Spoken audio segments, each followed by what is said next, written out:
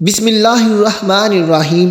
شب برات والے دن اللہ تعالیٰ سورج کے غروب ہونے پر پہلے آسمان پر آ جاتا ہے اور اللہ تعالیٰ اپنی پیدا کی ہوئی ساری دنیا کو دیکھتا ہے۔ جب اللہ تعالیٰ دنیا میں اپنی پیدا کردہ مخلوق کی طرف نظر مارتا ہے تو جس انسان کو جس چیز کی ضرورت ہوتی ہے تو اللہ تعالیٰ اس کی ضروریات کو پورا کر دیتا ہے۔ کچھ بدقسمت انسان ایسے ہوتے ہیں جو کہ شب برات والی رات بھی اللہ تعالیٰ کی نعمتوں سے محروم رہ جاتے ہیں۔ وہ کون سے لوگ ہیں؟ ہم آپ کو حدیث کے ذریعے بتاتے ہیں کہ وہ کون سے لوگ ہیں۔ محترم ناظرین اکرام، حضرت عطار بن یسار فرماتے ہیں کہ شعبان کی 15ویں رات اللہ تعالیٰ روح کو قبض کرنے والے فرشتے کے ہاتھ میں پورے سال کی فہرست تھما دیتا ہے کہ کس انسان کو کس مقام پر اس کی جان لینی ہے۔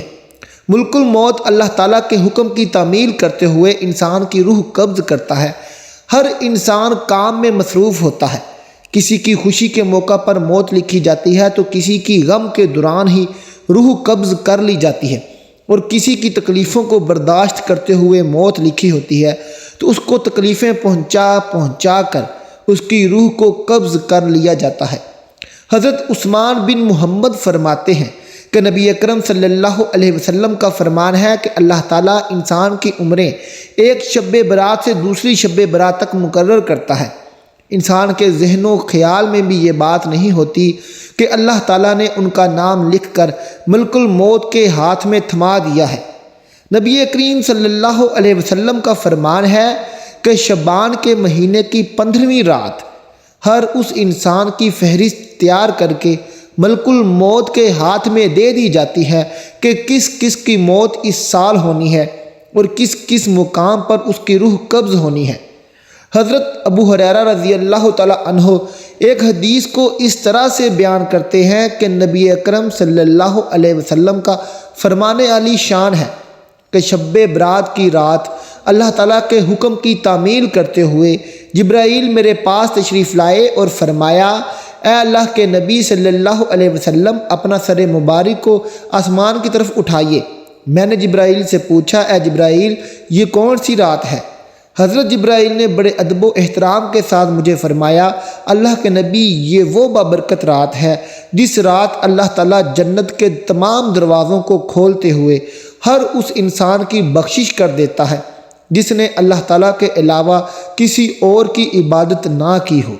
اس کے علاوہ اللہ تعالیٰ سود خور، شرابی، زانی کو اس وقت تک جنت میں داخل نہیں کرتا جب تک کہ وہ اپنے گناہوں سے توبہ نہ کر لیں۔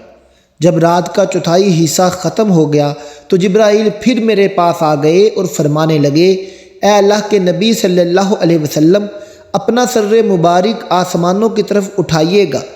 نبی اکرم صلی اللہ علیہ وسلم فرماتے ہیں کہ میں نے دیکھا کہ جنت کے سارے دروازے کھلے ہیں۔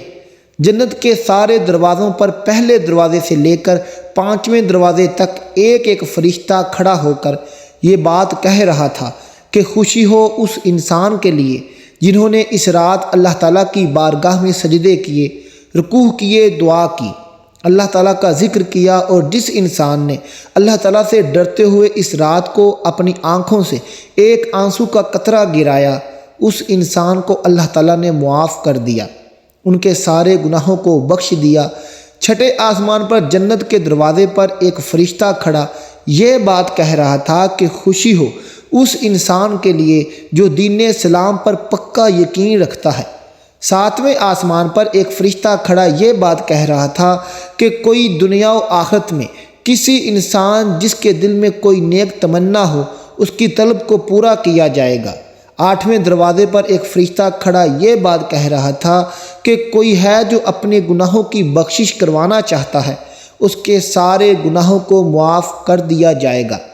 یہ سارا ماجرا دیکھ کر حضرت محمد صلی اللہ علیہ وسلم نے حضرت جبرائیل علیہ السلام سے دریافت کیا، اے جبرائیل، یہ جنت کے دروازے کب تک کھلے رہتے ہیں؟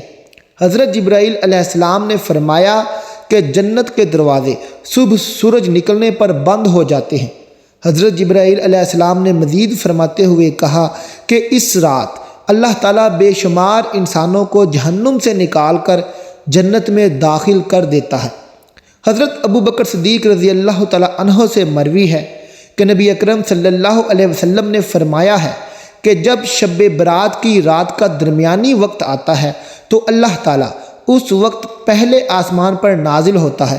اس رات اللہ تعالیٰ سے بغض رکھنے والے اور اللہ تعالیٰ کے علاوہ کسی اور کی عبادت کرنے والے کی بخشش نہیں ہوتی، باقی سب کی بخشش اللہ پاک کر دیتا ہے۔ اگر اس رات اپنے رب کے حضور ندامت اشک کے آنسو بہائے اور نالہ و فریاد کرے، اپنے صغیرہ و کبیرہ گناہوں کے لیے معافی کا درخواست گار بنے، تو اس وقت بدحالی خوشحالی اور تنگی اور آسانی میں بدل جاتی ہے۔ بنی اسرائیل کی ایک بے حد گناہ گار شخص نے صرف توبہ کا ارادہ کیا، ابھی مکمل طور پر توبہ نہ کی، مگر نیت و ارادے کے سبب تقدیر بدل گئی اور جنت میں پہنچایا گیا۔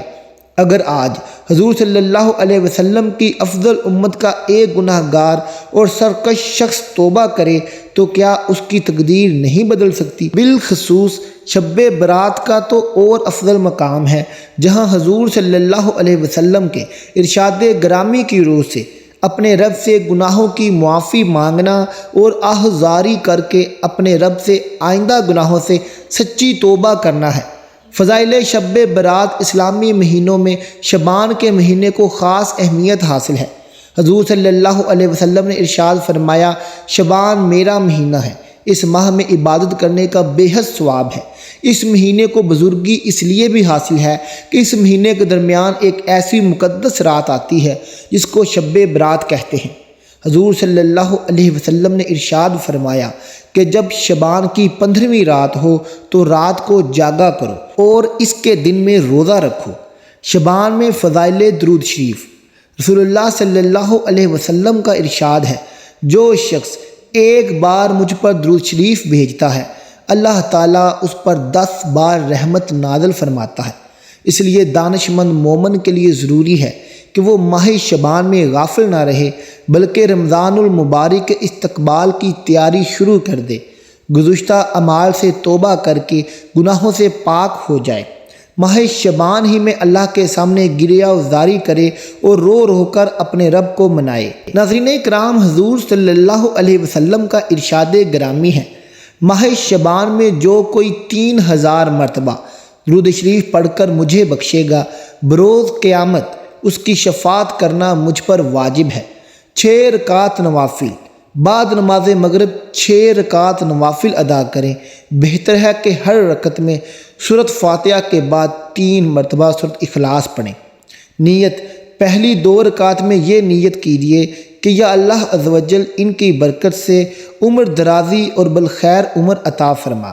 اس کے بعد 2 رکعت میں یہ نیت کریں، یا اللہ عز و جل ان کی برکتوں سے بلاؤں سے حفاظت فرما، اور اس کے بعد والی 2 رکعتوں میں یہ نیت کریں، یا اللہ عز و جل ان کی برکت سے اپنے سوا کسی کا محتاج نہ کرنا۔